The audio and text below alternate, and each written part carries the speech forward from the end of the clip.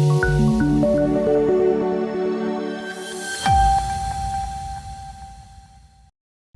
શહેરના પરિવહન તંત્રને વધુ સુવ્યવસ્થિત બનાવવા માટે ગુજરાતના ગૃહ રાજ્યમંત્રી હર્ષ સંઘવીએ સુરત રેલવે સ્ટેશન નજીક નવું સિટી બસ ટર્મિનલનું ઉદ્ઘાટન કર્યું.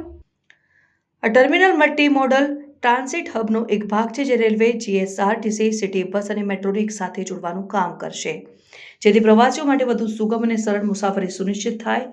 દરરોજ સુરત રેલવે સ્ટેશન પરથી 20,000 કરતાં વધુ મુસાફરો પ્રવાસ કરે છે, જેને ધ્યાનમાં રાખીને ટ્રાફિકની સમસ્યા ઘટાડવા માટે નવું બસ ટર્મિનલ બનાવાયું છે.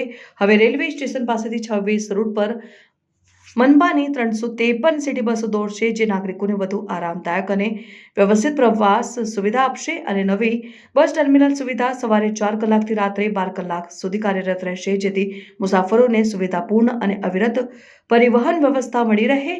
આ નવા ટર્મિનલના લોકાર્પણ સાથે સુરત શહેરનું પરિવહન વ્યવસ્થાનું વધુ આધુનિકીકરણ થયું છે, જે ગુજરાતના સૌથી આયોજનબદ્ધ નગરોમાં સુરતને સામેલ કરવા તરફ એક વધુ પગલું સાબિત થશે.